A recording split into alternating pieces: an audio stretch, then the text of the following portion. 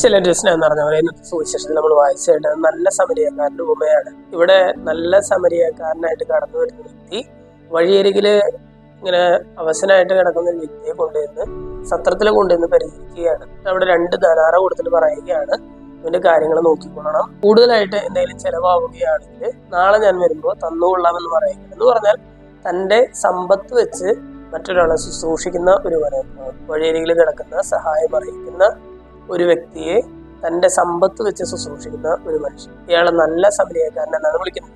ഇന്നത്തെ ലേഖന ഭാഗത്തിലെ പൗലോസിനെ നമ്മളോട് പറയുകയാണ്, നിങ്ങൾ ഉദാരശീലരാകേണ്ടതിന് ദൈവം നിങ്ങളെ സമ്പന്നരാക്കിയിരിക്കുകയാണ് എന്ന് പറഞ്ഞാൽ, ചുരുക്കത്തിൽ ഇന്നത്തെ വചന വായനകൾ കേൾക്കുമ്പോൾ നമ്മൾ ചിന്തിക്കേണ്ട കാര്യം, എനിക്ക് ദൈവം എന്തെങ്കിലും നൽകിയിട്ടുണ്ടെങ്കിൽ അതൊരുപക്ഷെ ബുദ്ധിയുടെ കാര്യത്തിലാകാം, ഒരുപക്ഷെ മറ്റേതെങ്കിലും കഴിവുകളുടെ കാര്യത്തിലാകാം, ഒരുപക്ഷെ സമ്പത്തിന്റെ കാര്യത്തിൽ തന്നെയാകാം, അത് മറ്റുള്ളവരെ കൂടി ഉദ്ദേശിച്ചിട്ടാണ്. അതാണ് പൗലോസിനെ പറയുന്നത്, നിങ്ങളെ ഉദാരനാക്കാൻ വേണ്ടിയിട്ട് സമ്പത്ത് നിങ്ങൾക്ക് നൽകി എന്ന് പറയുന്നത്. അതുകൊണ്ടാണ് നമ്മുടെ ജീവിതത്തിൽ ഏതെങ്കിലും തരത്തില് ദൈവം നമ്മളെ സമ്പന്നരാക്കിയിട്ടുണ്ടെങ്കിൽ അത് വെച്ച് മറ്റുള്ളവരെ സഹായിക്കാനായിട്ട് നമുക്ക് പരിശ്രമിക്കാം.